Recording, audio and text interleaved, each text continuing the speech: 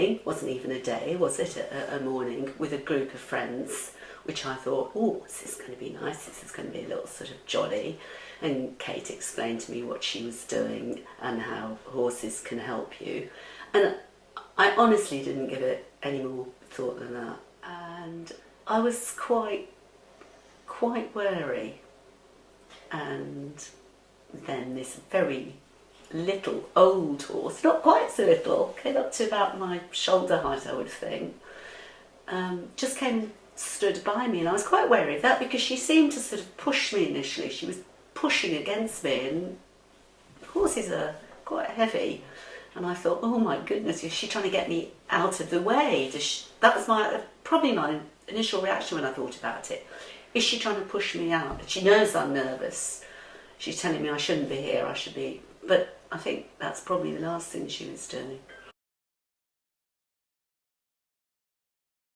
Something that you've had emotionally happen to you, or is it just you went along? Well, I've had a lot of emotional baggage, and I wasn't actually thinking about that at the time at all. I mean, it's been a long time ago. My husband committed suicide, and so it was all very traumatic. I had to move house a number of times, financial issues, and I've got 3 children, and anybody who knows anybody who's committed suicide, it's very, very, very traumatic. And it would have been lovely, in retrospect, if something like this horse therapy had happened then, because whereas I found it very difficult to talk to a counsellor at the time, which I did, but they just want you to talk about yourself. And I didn't want to talk about myself. I didn't want to relive it all again. It was hard enough. But talking to an animal, I mean, I talked to the dogs at the time. I had dogs, and that was an amazing help. But the horse therapy would have been wonderful. But had you tried other therapies, such or anything else before you'd had nothing? Did it not work for you, or was it the horse? No, I had counselling, because that's what they offered through the NHS, I believe, at the time. And I found it not particularly helpful, no. And people have recently said to me, fairly recently, or maybe you should still think about it. But when you've got issues that you feel you've got over in the years and you've moved, your life's moved on, mine has used on greatly. I've got children, grandchildren. You think, I don't want to relive the past. It was horrible enough to contend with at the time. I really don't want to have to go back through it. And other people have different attitudes to that. One of my children has a totally different outlook. But so I didn't go into this horse therapy with any of that in my mind at all. I just went for a day out with some friends. But I absolutely loved it. For me, I got such a sense of calmness and positivity and just happiness from actually being there, which I didn't expect. And I think to go into a situation where you've got no expectations and to come out feeling, oh, that was amazing, and to suddenly have some rapport with a old nag was wonderful. I suppose it's one of those where when you're talking to someone, you have got to almost relive it, haven't you? You've got to open up and tell someone something that you don't want to, whereas with the horses, they can tell. I don't feel I had to say anything, and funny enough, Kate did actually say to me, you were talking to the old horse and I didn't know what you were saying, but that's pretty much what I was saying.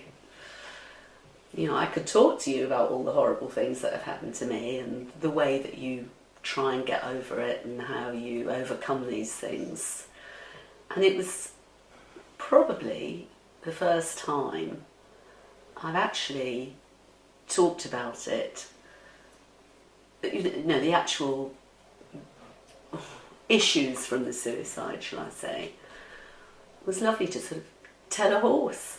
Yeah. And I mean, even Kate doesn't know this, so I haven't told anybody this at all, other than you now, is that talking to that horse, she got closer and closer and closer to me, and look, I'm goose pimples now. I can remember it so vividly. It's almost as if she knew what I was telling her was traumatic for me. I mean, whether that's true or not, I don't know. Maybe it was coincidental, but it happened, and I'm still going into goose pimples now thinking about it. I really enjoyed the experience, so much so that I'm happy to come today and do this, more than happy, number one. Number two, I really enjoyed being with those horses at the end when I'd lost my nervousness.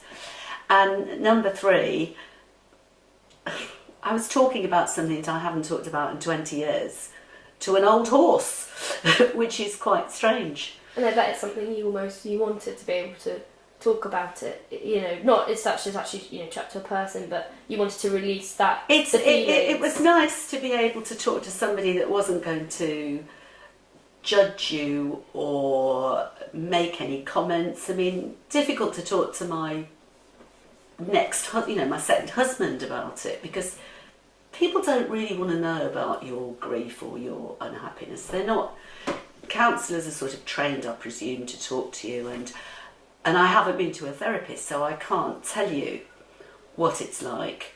You know, I know people who have and say it's an absolutely, you know, it's a fantastic experience, but it's a very ongoing experience. You have to keep going. So it was very nice to say to some old horse, I think you know that I've had some shitty moments in my life and been, you know, had many days where I haven't wanted to get up at all in the morning. And it was the dogs that helped me then. And it was, and people have no idea what you go through, because you don't want to burden people with your miseries, really, do you? It's not fair on other people or anybody else. And I think we all clamped up as a family. I hope my kids won't mind me saying that, but none of us talked about it. We became very sort of insular, and it was sort of an unmentionable thing because none of us knew how to deal with it, really. And we've all dealt with it in our own ways. I would have loved it if that had been in place when my husband had died.